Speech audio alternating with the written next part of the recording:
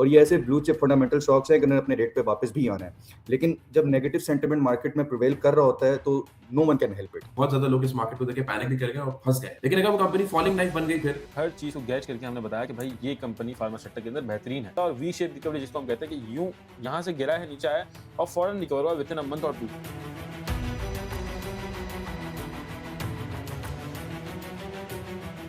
अस्सलाम वालेकुम, P6 हफ्तानामा के एक नए एपिसोड में आप लोगों को वेलकम करते हैं। मुझे ज्वाइन कर रहे हैं साद एंड मुइज। इस हफ्ते की मार्केट बहुत ही कोई कट थ्रोट मार्केट रही। रेड भी देखा हमने, फिर उसकी रिकवरी देखी, फिर अगले दिन फिर हमने नेगेटिव देखी, तो बहुत ही कंफ्यूज किस्म की मार्केट नजर आई। समझते हैं कि क्या रीजंस रहे। मुइज, इस हफ्ते की मार्केट कुछ ज्यादा खास नजर नहीं आई। ऐसा लग रहा है कि शायद मार्केट डाउनवर्ड ट्रेंड में चली गई है, बहुत ज्यादा रेड हो गई है। क्या रीजंस बने मार्केट के इतने ज्यादा पॉइंट शेड करने के? देखिए, मार्केट के मेनली जो मार्केट में चल रहा था वो रूमर्स चल रहे थे मार्केट के अंदर कि ईरान और यूएस का प्रेशर है बस, और कोई भी वजह नहीं थी। और मार्केट के अंदर हमेशा एक करेक्शन ड्यू होती है जब भी हाई लगते हैं नहीं। तो हमने 191 पे देखा था और लास्ट मैंने वीडियो में भी आपको बताया था कि 191 के बाद करेक्शन एक ड्यू है और उसी का जो है वो आज आया। लेकिन इतनी एक्सट्रीमली देखें, एक चीज़ मैं आपको बताता हूँ कि एग्जैजुलेशन हमेशा हो जाती है। हमने 1,81,000 का टारगेट दिया था, आपको पता हो, 2025 के स्टार्ट में। तो उसके बाद 1,81 की जगह 1,91 का हाई लगाया मार्केट ने, 10,000 पॉइंट्स बढ़ गए। बहुत ज़्यादा तेज़ी के अंदर लोग आ जाते हैं, फोमो के अंदर लोग आ जाते हैं, तो वो सारा सीन होता है जिसकी वजह से 1,91 का हाई लगा। और उसके बाद जो करेक्शन थी हमारे हिसाब से वो 175 तक रुक जानी चाहिए थी या 177 तक। लेकिन फिर लोग जो है घबरा जाते हैं, घबराहट में आ जाते हैं और लेवरेज वालों की सेलिंग आती है बहुत ज़्यादा। तो उस प्रेशर की वजह से मुझे लगता है कि 170 या 169 500 का लो लगा दिया मार्केट ने। लेकिन अब राइट नाउ मुझे लगता है कि अब मार्केट एक सीधी स्ट्रेट तरीके से चलेगी मार्केट। और आने वाला जो हफ्ता होगा, रमजान का पहला वीक होगा, पूरा वीक, तो मुझे लगता है कि अच्छी परफॉर्मेंस रहेगी मार्केट की। कोई न्यूज़ का कोई ज़्यादा प्रेशर नहीं था, बस नॉर्मल वजह थी जिस वजह से मार्केट ने अच्छा खासा प्रेशर ले लिया। अच्छा मीन्स आपने क्योंकि टेक्निकल लेवल्स की भी बात की, आपने इंडेक्स की बेसिकली बात की कि 191 एंड देन 181 फिर मार्केट नीचे आई। मार्केट जब तेज होती है तो बहुत सारे लोग आते हैं। हम बीच में देख रहे थे मार्केट तेजी में थी, बहुत सारे नए अकाउंट्स खुले। प्रॉब्लम ये होता है कि जब बहुत सारे लोग आते हैं तो वो तेजी में फंस भी जाते हैं।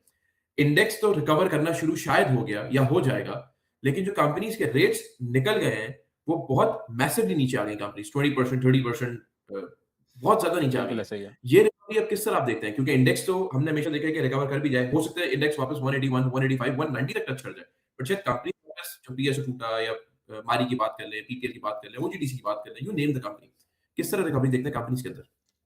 देखिए, मैं आपको एक बात बताता हूँ, अगर हम देखते हैं मंडे और ट्यूसडे वाला दिन, तो मंडे को बहुत ज़्यादा मार्केट प्रेशर में थी, ट्यूसडे को थोड़ा अपने आप को मार्केट ने सेटल किया।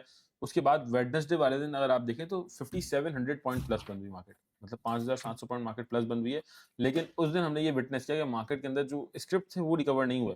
सिर्फ इंडेक्स बढ़ा था, हाई वेटेज जिसके अंदर बैंकिंग आता है और ऑयल सेक्टर के अंदर ओजीडीसी प्लस था, पीपीएल फिर भी माइनस साइड पे था। तो सिर्फ और सिर्फ बड़ी हाई वेटेज की रिकवरी हुई थी, जिस वजह से मार्केट के अंदर जो है वो अच्छे खासे पॉइंट्स गेन किए थे मार्केट ने। इसके बाद हमने कल का दिन देखा, जुमेरात वाला दिन, जिसके अंदर मैंने पर्सनली अगर मैं बताऊँ तो मैंने इतना खतरनाक दिन नहीं दिखा था जिसके अंदर ब्लड बाथ जो है बहुत ज़्यादा हुआ था। जो मेन आइटम होते हैं पब्लिक के काम करने वाले, वही बहुत ज़्यादा गिरे हुए थे, लोअर लॉक लगे हुए थे, बहुत सारे सिर्फ निशात चुनिया पावर बहुत जो कि जो है वो जेकू गाड़ी की वजह से बहुत ज़्यादा न्यूज़ के अंदर है, वो तक लोअर लॉक लग गए थे कल के दिन। और इवन पूरी मार्केट लोअर लॉक लग गई थी, यूनिटी फूड्स बहुत ज़्यादा गिर गया था। मतलब आप कोई भी शेयर का नाम लें, वो आप देखेंगे तो 5-6% 7% इवन 10% माइनस ही थे कल के दिन।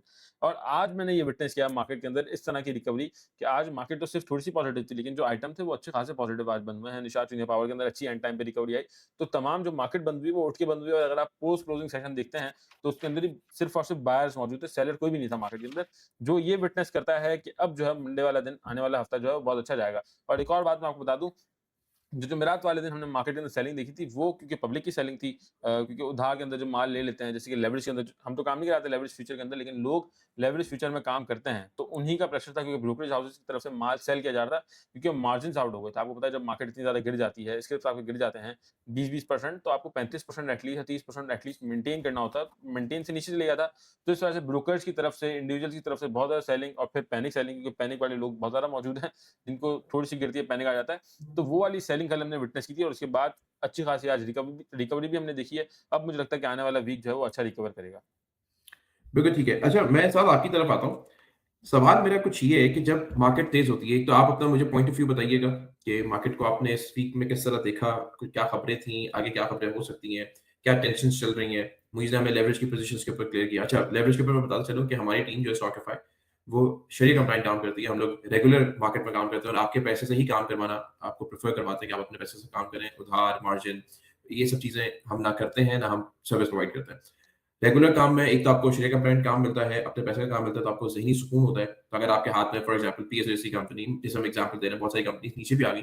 अगर वो नीचे आ भी जाएँ तो भी क्योंकि आपके पैसे का होता है, तो आपको कोई मार्जिन कॉल नहीं आनी, आपका कोई माल बिकवाएगा नहीं, आप उसे होल्ड कर सकते हैं। एक क्वार्टर भी अगर फॉर एग्जांपल कंपनी उस रेट पर ना है जिस पे आपने खरीदा, तो आप डिविडेंड रिसीव कर सकते हैं। So there is a lot of beneficial option doing the share compliant, working in share compliant companies.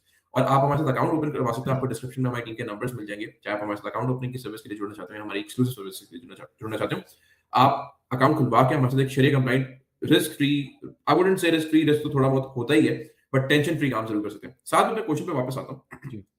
जब मार्केट तेज होती है तो सब ये बात करते हैं कि आप तेजी में ट्रेड करें, आपको रिटर्न बड़े अच्छे मिल रहे हैं। मार्केट 5-10 हज़ार पॉइंट निकल जाए तो एकदम सब जो है वो बताने लगे थे कि इन्वेस्टमेंट बहुत अच्छी चीज होती है, इन्वेस्टमेंट करें, थोड़ी कंपनियों को जमा करें। जमा कैसे करें? आपने तो सारा इन्वेस्ट पैसा उनका ट्रेड में रखवा दिया। आपने तो सारी चीजें उन्हें बता दी कि जी मार्केट तेज है, आप ट्रेड करें। आपको तो वॉलिटिलिटी मिल रही है, ट्रेडिंग मिल रही है। आपको जो चीज 5 साल में रिटर्न अचीव होना है, वो आपको 2 साल में रिटर्न, 1 साल में, 6 महीने में रिटर्न अचीव हो रहा है। आपने उनका पैसा लगवा दिया ट्रेड में, ट्रेडिंग में वो नीचे आ गए। अब आप बता रहे हैं कि इस रेट पे हम बेच नहीं सकते, स्टॉप लॉस नहीं लगा सकते, अब आप होल्ड करें। अब वो रेट अगर वापस आए, तब आप उन्हें ये बता रहे हैं कि आप जमा करते रहें, नीचे एक्यूमुलेट करते रहें। पैसे तो उनके पास नहीं है, they are out of cash. तो क्या करना चाहिए ऐसे लोगों को? वो तो फँस गए। देखिए, सबसे पहले तो रेट्स तो डेफिनेटली वापस आएँगे। हमने जो डिक्लाइन देखा है और जिस तरह मार्केट अपने पॉइंट्स लूज़ करने स्टार्ट किए, ये जब से हमारे पास खबर आई, बलूचिस्तान के अटैक्स की और रेकोडिक की जब से हमारे पास खबर आई, उसके बाद से हमने देखा कि मार्केट ने पॉइंट्स लूज़ किए और उसी के साथ जो कनेक्टेड स्टॉक्स थे, जैसे ओजीडीसीएल हो गया, ईपीएल हो गया, हमने इनके अंदर भी एक डिक्लाइन देखा और उस वक़्त भी हमने शो में भी यही चीज़ बताई थी कि इन स्टॉक्स को भी मोइज़ भाई ने कहा था कि आप एक्यूमुलेट करें, जितना आप कर सकते हैं क्योंकि आपको रेट से कम मिल रहे हैं और ये ऐसे ब्लू चिप फंडामेंटल स्टॉक्स हैं कि इन्होंने अपने रेट पे वापस भी आना है। लेकिन जब नेगेटिव सेंटिमेंट मार्केट में प्रिवेल कर रहा होता है तो no one can help it, no macros, no numbers can support that negative sentiment जब वो इस हद तक चला जाए। और उसके बाद हमने देखा कि यूएस ईरान की टेंशन, उसकी वजह से मार्केट मजीद नेगेटिव गई और साथ में उसकी वजह से ऑफकोर्स जब टेंशन हुई तो ऑयल की प्राइसेस भी बढ़ी, तो वो एक नेगेटिव सेंटिमेंट इतना प्रिवेल हुआ कि पाकिस्तान से हट के जो ग्लोबल मार्केट्स के अंदर भी हमने एक नेगेटिव सेंटिमेंट प्रिवेल होता हुआ देखा और उसका एक इफेक्ट हमारी मार्केट में भी आया। तो वही बात है अगेन जो मैंने पहले भी कही है कि स्टॉक्स आपको कम प्राइसेस पे मिल रहे हैं और जो भी फंडामेंटल ब्लू चिप स्टॉक्स हैं जिनमें हम भी आप सबको रिकमेंड करते हैं काम करने के लिए, उन्होंने अपने रेट्स पे वापस जाना है। So those are good stocks to buy, वो अपने रेट्स पर भी वापस आएंगे। और इसके साथ अगर हम मैक्रोस की बात करें तो हमारे पास अच्छे नंबर्स ही हैं। हमारी आईटी की एक्सपोर्ट्स भी 20% बढ़ गई हैं। हमारे फार्मा सेक्टर के अंदर जिसकी अभी तक रैली नहीं आई, 3.3% ट्रिपल जो है ग्रोथ हमारी आ गई, क्योंकि हमारे पास चाइनीज एपीआईज अब अवेलेबल हो गई हैं जिसकी वजह से उनकी ग्रोथ भी बढ़ रही है। और साथ में जो हमारी जो हमारा ट्रेड है $10 बिलियन से ज्यादा का हो चुका है जुलाई से लेके अभी तक। तो मैक्रोस के नंबर्स भी फाइन है, बट अगेन मैं शुरू में जो बात कीजिए, नेगेटिव सेंटिमेंट प्रिवेल कर रहा हो तो no numbers, no macros can help. बिल्कुल ठीक है। अच्छा, साथ मुझे ये बताइएगा, हमारा फार्मा सेक्टर है, आपने बोला टेक्नोलॉजी की एक्सपोर्ट्स बढ़ गई और आपने ये भी बात की कि रेट्स वापस आ जाएँगे, ज़रूर आएँगे। हम अगर इंडेक्स का पिछला सिनेरियो देखते हैं, कोविड के टाइम का, बहुत सारी कंपनीज़ के रेट आज तक वापस नहीं आए। अब आर्ग्युएबली ये हो सकता है या अनआर्ग्युएबली हो सकता है, they were they fundamentally strong companies, were they not fundamentally strong companies. लेकिन कंपनीज़ के रेट टूटे तो वापस नहीं आए, इंडेक्स बहुत तेज़ी से ऊपर चला गया, लेकिन जो लोग फँसे वो फिर फँसे ही रह गए और वो शायद मार्केट से आउट हो गए। अभी भी फंडामेंटली स्ट्रॉन्ग कंपनीज़ में लोग फँस गए। आई वुडंट से जो फंडामेंटली स्ट्रॉन्ग कंपनीज़ नहीं है उनको आप साइड पे रखें।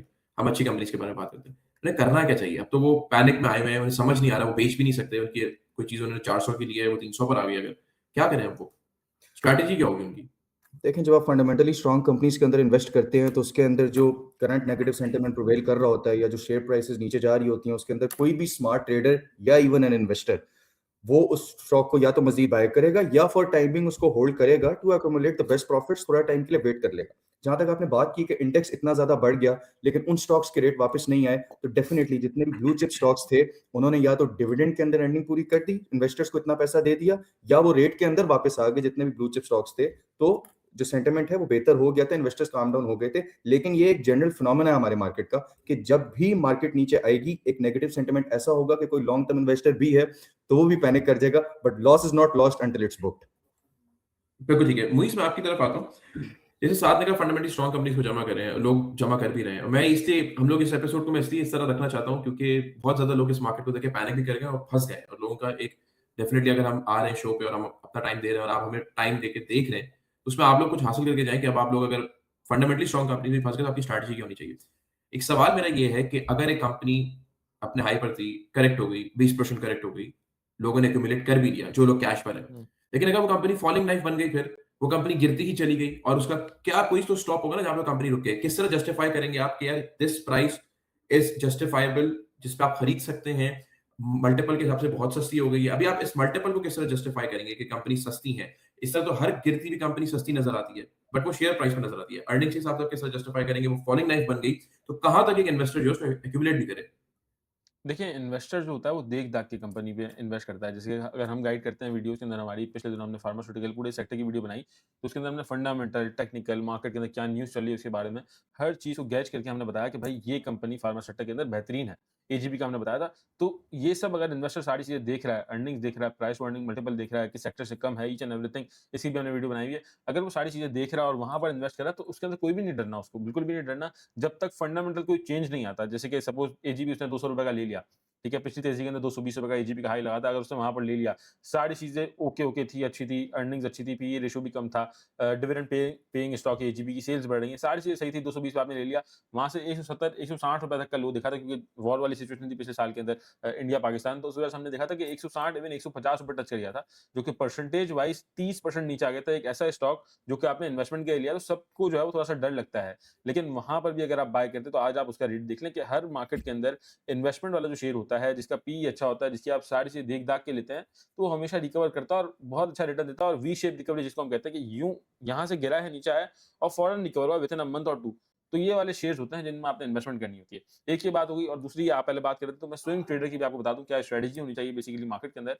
अगर आपने कोई ऐसा शेयर ले लिया है जिसके फंडामेंटल इतने स्ट्रॉन्ग नहीं है या वो ज़्यादा सस्ता नहीं है, मतलब अगर आपने ले लिया वो थोड़ा-सा महँगा था और अच्छा खासा वहाँ से नीचे गिर गया है। तो राइट नाउ जो मार्केट है उसके अंदर आप सेल तो ना करें, बिल्कुल भी ना करें। लेकिन जब मार्केट तेज़ी के अंदर आ जाए, मार्केट सेटल डाउन हो जाए क्योंकि जब मार्केट के अंदर वी शेप रिकवरी आएगी तो तमाम शेयर्स, जो भी शेयर हो जिसके फंडामेंटल स्ट्रॉन्ग हो ना हो डज़न्ट मैटर, सारे शेयर्स बढ़ते हैं क्योंकि बाइंग आती है हर तरफ। जैसे कि अगर हमने पिछले दिनों देखा था वॉर के बाद इंडिया-पाकिस्तान की कि मार्केट के अंदर 10,000 पॉइंट प्लस हुए थे। तो लोग जो होते हैं, जो ट्रेडर्स होते हैं, जो सट्टोरिया होता है बेसिकली सट्टा करता है या ट्रेडिंग करता है उधार के अंदर, वो शेयर ढूँढ रहे होते हैं जो अपर कैप नहीं लगते क्योंकि मार्केट के अंदर बाइंग का रुझान इतना हो जाता है, फोमो इतना हो जाता है कि तमाम शेयर्स कैप लगे हुए होते हैं। तो जो सस्ते शेयर होते हैं या जिनके अंदर बायर्स इतने मौजूद नहीं होते, तो वो भी चलना शुरू हो जाते हैं ऐसी मार्केट के अंदर। तो राइट नाउ कोई भी स्विंग ट्रेडर हो या इन्वेस्टर हो, तो कोई भी शेयर नहीं सेल करना, भले आपके शेयर के फंडामेंटल इतने इंटैक्ट नहीं है, इतने अच्छे नहीं है। आपको होल्ड करना है, जब रिकवरी हो जाएगी और मार्केट स्पीड से अपनी नए हाई की तरफ बढ़ेगी, तो फिर आप स्विचिंग कर सकते हैं। अगर आप स्विंग ट्रेडर हैं और अगर आप इन्वेस्टर हैं, आपने तमाम चीज़ें देख के लिए हैं, तो आपको कुछ भी नहीं करना, आपको जस्ट वेट करना है नई तेज़ी का, नई रैली का। बिल्कुल ठीक है। अच्छा मुइज़ मैं एक वो बंदा हूँ जिसने मिसाल के तौर पे गैलेक्सो लिया ₹480 का। गैलेक्सो आ गया ₹400 का। आई नो कि फंडामेंटली कंपनी स्ट्रॉन्ग है। मैंने पीएसओ लिया मिसाल के तौर पे ₹500 का पीएसओ ₹400 पर आ गया। आई नो कि कंपनी फंडामेंटली स्ट्रॉन्ग है और मैं ₹400 पे लेना चाहता हूँ, but I don't have cash. तो अब मैं इतने बड़े मार्जिन पे मेरा इतना बड़ा गैप क्रिएट हो गया प्राइस का, मैं उसको एवरेज आउट भी नहीं कर सकता। तो अब मैं होल्ड करके रखूँ। अगर मैं होल्ड कर रहा हूँ और उसके अगेंस्ट कोई दूसरी कंपनी चल जाए, लेट्स से टियर 2 चल जाए और वो टियर रुक जाए थोड़े टाइम के लिए, तो मेरा तो वो होल्ड की भी तो मुझे कॉस्ट पड़ जाएगी। उसमें फिर मुझे देखिए क्या करना चाहिए? अगर अगर तो आप इन्वेस्टर हैं, तो आई डोंट थिंक कि अगर इन्वेस्टर है और उसको सारी मार्केट देखनी है। अगर आप इन्वेस्टर तो आप मार्केट को छोड़ दें। आप ये नहीं देखें कौन सा शेयर बढ़ रहा है, आपकी नज़र उसी शेयर पर होनी चाहिए स्पेसिफिक जो आपने ओन किया हुआ है। आपको अगर आप कॉन्फिडेंट होंगे ना तो आई मे थिंक मुझे ऐसा लगता है कि अगर आप एक शेयर के अंदर कॉन्फिडेंट हैं कि भाई ये कंपनी फंडामेंटली स्ट्रांग है और बहुत ज़्यादा स्ट्रांग है, इसकी जैसी कोई कंपनी नहीं है इस सेक्टर के अंदर, तो आप वो लेके छोड़ देंगे। अब वो आधी भी हो जाती है ना तो भी आप कॉन्फिडेंट रहेंगे। आपके पास थोड़ा-थोड़ा पैसा आता रहेगा, आपकी मंथली इनकम होगी, कुछ वहाँ से पैसा आता रहेगा, आप इन्वेस्ट करते रहेंगे उसी कंपनी के अंदर। आप इतने श्योर होंगे। अगर आप श्योर नहीं है तो फिर आप मेरे ख्याल से इन्वेस्टर नहीं है, अगर आपने बिना रिसर्च के ले लिया है तो। तो आपको टियर 2, टियर 3 देखने की तरफ जाना ही नहीं है क्योंकि आप इन्वेस्टर हैं, आपको टियर 1 के स्टॉक ही लेने हैं जो कि पे आउट करते हैं, फंडामेंटली स्ट्रांग है। बिल्कुल ठीक है। साथ में आपकी तरफ आता हूँ, आपने बात की थी मैक्रोस ठीक है, सब चीज़ें ठीक है। एक सवाल मेरा ये था कि मार्केट हम कहते हैं stock market is forward looking. Market पहले से सेंस कर लेती है, मुझे भी मेरी बात से एग्री करेंगे। मार्केट इंटरेस्ट रेट की बात हो, टी बिल ऑक्शन की बात हो, कोई इकोनॉमिक डेवलपमेंट आने लगी हो, कुछ भी हो मार्केट अपने आप को इवन वॉर लाइक सिचुएशन में भी मार्केट पहले से सेंस करके अपने आप को rerate excuse me, I am sorry. Market अपने आप को रीरेट कर लेती है, एडजस्ट कर लेती है। आईएमएफ रिव्यू भी हमारा ड्यू है। आपको लगता है कि आईएमएफ रिव्यू हमारा हॉल्ट हो सकता है या कोई प्रॉब्लम हो सकती है? मार्केट ऑलरेडी जितने हाई से 10% नीचे आ चुकी है, करेक्ट कर चुकी है। This is not panic. जब 10% मार्केट करेक्ट कर जाए तो उसमें पैनिक नहीं है। ऐसा लगता है कि मार्केट अपने आपको करेक्ट कर रही है, पैनिक नहीं है। क्योंकि हम एक साइड पे देखते हैं कि पीआई की प्राइवेटाइजेशन हो रही है, एक जगह पे हम देखते हैं कि गवर्नमेंट के एक्सपेंडिचर्स बढ़ रहे हैं। So we see a deficit, we see a gap. तो ऐसा लगता है कि गवर्नेंस कहीं ना कहीं फॉल कर रही है, उस तरह नहीं हो पा रही है जिस तरह होनी चाहिए, क्योंकि बहुत सारे लोग इस बारे में बात कर रहे हैं। यू थिंक आईएमएफ रिव्यू कोई प्रॉब्लम हो सकता है या आईएमएफ रिव्यू बिल्कुल इंटैक्ट रहेगा, उस हिसाब से मैक्रोस के अंदर कोई प्रॉब्लम नहीं है। तो इट्स जस्ट अ करेक्शन या it's just a panic that we are witnessing today. मैं आपकी बात से एग्री भी करूँगा क्योंकि हमारा जो सरप्लस है, वो हमने जो 1.3% का जो सरप्लस हमने जीडीपी का इस बार कोट किया, जिसकी वजह से आईएमएफ जो है अभी रिव्यू के लिए पाकिस्तान टीम आ रही है, मेरे ख्याल है 25th को दे आर विजिटिंग पाकिस्तान। जो करंट मार्केट की कंडीशन है, इससे आईएमएफ का विजिट इम्पैक्ट नहीं होगा। वो पाकिस्तान में आएंगे और एक्सटेंडेड फंडेड फैसिलिटी के तहत उन्होंने जो इन्वेस्टमेंट की हमें नेक्स्ट ट्रांच देनी है, वो भी रिसीव होगी पाकिस्तान को। और जो नंबर्स हैं वो इंटैक्ट हैं, लेकिन आपकी एक बात ठीक है कि गवर्नमेंट की जो स्पेंडिंग है वो काफ़ी ज़्यादा हो चुकी हुई है। जो हमारी पेमेंट्स हैं, जो प्रिंसिपल पेमेंट्स हमने करनी है, जो डेट पेमेंट्स हैं, वो काफ़ी ज़्यादा हैं, जिसकी वजह से आईएमएफ आएगा और वो एक बार चीज़ों को रीवैल्यूएट करेगा before giving us the next tranche of amount. लेकिन उसकी वजह से मार्केट को लेके और मैक्रोस को लेके नंबर्स बिल्कुल इंटैक्ट हैं, कोई ऐसी प्रॉब्लम नहीं है जिसकी वजह से आईएमएफ का जो ये विजिट है ये अफेक्ट हो, या जो नेक्स्ट राउंड की ट्रांच है वो अफेक्ट हो किसी भी तरीके से। बिल्कुल ठीक है। अच्छा, मैं आप दोनों से ना क्लोजिंग नोट लेना चाहूँगा, क्योंकि मैं इस एपिसोड को बड़ा स्पेसिफिक रखना चाहता था कि मैं आपसे अभी तो डेफिनिटली कोई कंपनीज़ मैं बताऊँ या चीज़ें करूँ, अभी तो लोग ऑलरेडी जिन कंपनीज़ में काम कर रहे हैं शायद उसमें फँस चुके हैं। तो मैं चाहता हूँ कि मैं लोगों का एडवोकेट बन सकूँ, उनकी आवाज़ बन सकूँ, ये बता सकूँ कि इंस्टेड ऑफ आप फॉर एग्जांपल एक एक्सवाईज़ी कंपनी में फँस गए और मैं आपके लिए एबीसी कंपनी ले आऊँ, but you won't be able to work in that company because आपका पैसा स्टक है। इससे मैं कोई कंपनीज़ को डिस्कस नहीं करूँगा। I will be very specific on this episode. और मुइज़ आप और साद आप दोनों से क्लोजिंग नोट में ये चाहूँगा कि how do you see the market in the coming days? Do you see more correction? Do you see more decline? आपको लगता है कि इस तरह अचानक से फिर एक कोई पैनिक क्रिएट होता है due to multiple reasons, but या आपको लगता है कि मार्केट अब स्टेबल हो चुकी है, यहाँ पे मार्केट रिकवरी भी करेगी और जो कंपनी के रेट्स हैं वो वापस आएंगे, और कितना टाइम लग सकता है? ठीक है, मैं आपको बता देता हूँ, अपना रिव्यू दे देता हूँ कि मुझे क्या लगता है पर्सनली मार्केट के अंदर। मुझे लगता है विथिन अ मंथ जो है मार्केट एक नया ब्रेकआउट देगी 184 1,84,000 यहाँ से तकरीबन जो है वो 10,000 12,000 पॉइंट्स बनते हैं। तो मुझे पर्सनली लगता है कि यहाँ से मार्केट ईज़िली ये क्रॉस कर सकती है, क्योंकि मार्केट के अंदर इतनी जगह मौजूद है राइट नाउ, क्योंकि शेयर्स बहुत ज़्यादा नीचे हैं। और अच्छी बात और मेन बात ये है कि जो हेवी वेटेज है जिसके अंदर OGDC, PPL, PSO, even Miller tractor, माड़ी यू नेम इट, आप कंपनी के नाम ले लें, तमाम नीचे आए हुए हैं। मीज़ान बैंक नीचे आया हुआ है, थोड़ा बैंकिंग सेक्टर पूरा नीचे आया हुआ है अपने हाई से। तो तमाम शेयर्स के अंदर अच्छी खासी जगह मौजूद है, हब को नहीं चला, तो जगह मौजूद है। तो मुझे लगता है कि ये जैसे ही चलना शुरू करेंगे, क्योंकि आपने कल परसों भी देखा होगा बैंकिंग का अच्छा मोमेंटम था। आज आपने देखा कि ऑयल सेक्टर जो गिरा हुआ था कंटिन्यूअसली रेकोर्डिंग की न्यूज़ की वजह से, तो उसके अंदर अच्छा मोमेंटम था, उसने पॉइंट्स ऐड किए। तो मुझे पर्सनली लगता है कि इन कंपनीज़ की वजह से मार्केट हमारी ईज़िली 185 तक जा सकती है, और अगर वहाँ पर सस्टेन करती है तो फिर हम नया हाई 2 लाख 2,10,000 का दे सकते हैं। मार्केट के अंदर इस वक़्त कोई भी प्रॉब्लम नहीं है, जो भी प्रॉब्लम थी आई थिंक वो सारी रिज़ॉल्व हो गई है, और मार्केट ने अपने आप को उस न्यूज़ की वजह से, जो भी कमिंग न्यूज़ हैं, जैसे कि अगर वॉर वाली कोई आती है तो अपने आप को सेटल कर दिया। अगर बिलफ़र्ज़ वॉर भी होती है तो पाकिस्तानी मार्केट जो प्रेशर लेगी वो 1 से 2 दिन का लेगी, जिसके अंदर 5-6 पॉइंट मार्केट लेस करेगी। उसके बाद नेक्स्ट डे से बिल्कुल नॉर्मल तमाम चीज़ें चलना शुरू हो जाएँगी, और आई थिंक उसके अंदर जो हेवी वेटेज होगा वही वही ज़्यादा गिरेगा। जो नॉर्मल शेयर्स जो जैसे कल गिरे थे, उस तरह का प्रेशर मार्केट के अंदर नहीं देखा जाएगा। मुझे ऐसा लगता है वॉर अगर आती है तो भी आपने बाइंग करनी है, या फिर अगर आपके पास कैश नहीं है, क्योंकि बहुत सारे लोगों के पास कैश खत्म हो चुका है, बाय कर करके थक चुके हैं, तो बस आपने होल्ड करना है। और जिस दिन वॉर आया मार्केट माइनस, तो आपने नहीं देखना है। विथिन अ मंथ और 2 मंथ मुझे लगता है कि नए हाई की तरफ मार्केट इजीली जा सकती है। जी, जी साहब। जी, मुझे ऐसा लगता है कि एक mix sentiment for a month market के अंदर रहेगा। जितना मार्केट ने यूएस और ईरान की वॉर की वजह से जितना अपने आप को करेक्ट करना था, जितना माइनस होना था, वो हो गई। बट देन अगेन एक मिक्स सेंटिमेंट रहेगा, क्योंकि एक तो हमारी अभी रिजल्ट्स भी आए कंपनीज के, उसके बाद ये जो यूएस ईरान वाला और साथ ऑयल प्राइसेस की जो चीज़ें चल रही हैं, जब ये थोड़ा सा सेटल होंगी, आगे आईएमएफ की टीम भी पाकिस्तान में विजिट कर रही है, तो मेरा ख्याल है पॉजिटिव सेंटिमेंट रहेगा। लेकिन इस मंथ के अंदर एक मिक्स सेंटिमेंट की तरफ ज़्यादा मार्केट रहेगी। मार्केट करेक्शन भी लेगी, मार्केट पॉइंट्स गेन भी करेगी, और महीने बाद मार्केट एक अच्छा ब्रेकआउट दे सकती है, जिस तरह मोहित भाई कह रहे हैं। मैं एग्री करता हूँ इस बात से। बिल्कुल ठीक है। Thank you so much Saad and Muiz. मैं अपने देखने वालों को, लोगों को ये बताना चाहता हूँ कि अगर आपके पास वो कंपनीज़ हैं, जो आपने मिसाल के तौर पे ₹100 की खरीदी थी, वो ₹70 की आ गई, ₹80 की आ गई, तो और अगर वो कंपनी अच्छी है, फंडामेंटली स्ट्रांग है, तो आप परेशान मत हो। मार्केट ने अपने आप को करेक्ट किया मल्टीपल रीज़न से, but we want you to understand कि मार्केट्स में तेज़ियाँ और मंदियाँ मार्केट का हिस्सा है। बहुत सारे नए लोग जब एंटर करते हैं, तो वो तेज़ी देखते हैं डेफिनिटली। जब आप पैसा कमाते हैं, तो आपको गँवाने का भी हौसला हो जाता है। आपको पता होता है मैंने इस जगह से कमाया है, तो अगर गँवाया भी तो this is not a one way road, this is a two way road. लेकिन जब कोई बंदा सिर्फ तेज़ी देखकर आता है, वो फँस जाए, तो वो डेफिनिटली मार्केट को कोसता भी है, तो मार्केट की इसमें कोई प्रॉब्लम नहीं है। ये मार्केट्स बढ़ती भी हैं, गिरती भी हैं। आप लोगों ने परेशान नहीं होना। अगर आपको मार्केट परेशान कर दिया, आप स्क्रीन को कुछ दिन के लिए मत देखें। आप लोग स्क्रीन से थोड़ा दूर हो जाइए। मेरा मशवरा होगा तमाम सुनने वालों को, जो चीज़ नीचे है उसको मत देखें, रिलैक्स करें, रमज़ान पे फ़ोकस करें। अंटिल देन मार्केट अपने आप को रिकवर करती रहेगी, जैसे साद ने बताया, जैसे मुइज़ ने गाइड किया। एंड इंशाल्लाह जब आपके रेट्स की करीब आएँगी, इंशाल्लाह फंडामेंटली स्ट्रांग कंपनीज़ होंगी, आपको पे आउट भी मिलेंगे, तो फिर आप अपने पैसे को स्विच कर सकते हैं, कैश को आगे-पीछे करके डिफरेंट कंपनीज़ में मूव कर सकते हैं। शो से जुड़ने का बहुत शुक्रिया। अपनी राय से ज़रूर आगाह कीजिएगा। मुझे और मेरी टीम को इजाज़त दीजिए। अल्लाह हाफ़िज़।